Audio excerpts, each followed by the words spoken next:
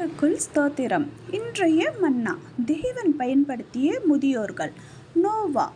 தேவன் அவரை அழைத்த பொழுது 500 வயது. ஆதியாகமம் 5:32. பேழையை உண்டாக்க அழைத்தார்.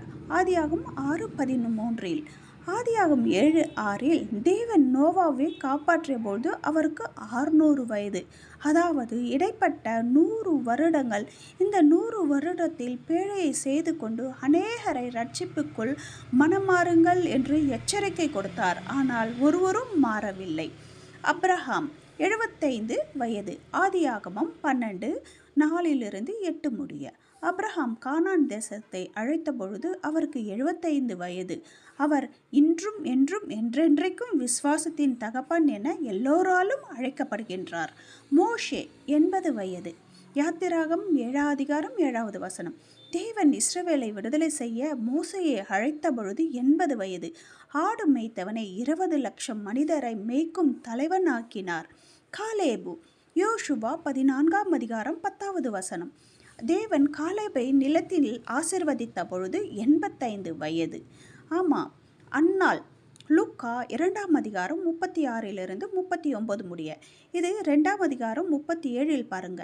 84 வயது. அன்னாள் 84 வயதான பொழுது விதவையாயிருந்தவளை தீர்க்கதரிசியாக பயன்படுத்தினார்.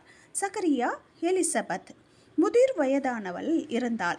வயது சென்ற தம்பதியர்களாய் மலடியாய் இருந்தவளை மகனை பெற்ற தாயாக மாற்றினார்.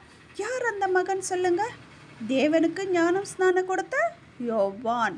லூக்கா 1:36 முதியோர்களை மறவாமல் பயன்படுத்திய நம் தேவன் நம்மையும் பயன்படுத்துவார். தயவு செய்து எனக்கு வயதாகிவிட்டது என்று சாக்குகளை சொல்லாதிருங்கள்.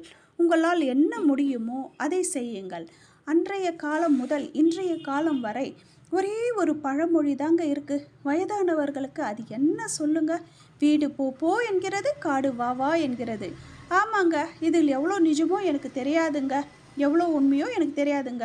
ஆனால் இந்த உலக ரீதியான வாடகை வீடு போ போ என்கிறது. நித்திய வீடு பரலோக ராஜ்ய வீடு. பரலோகத்தில் பல தேவ தூதர்கள் நம்மை வா வா என்று வரவழைக்க ஆயுதமாக இருக்கிறார்கள். இன்றைய தினம் நீங்கள் கடந்து வந்த பாதைகளை ஒரு நிமிடம் திரும்பி பாருங்கள். இந்த நொடியில் இருந்து நாம் நம் வாழ்க்கையை தேவனுக்கு ஒப்பு கொடுப்போம். தேவன் நம்மையும் பயன்படுத்துவார். ஆமென்.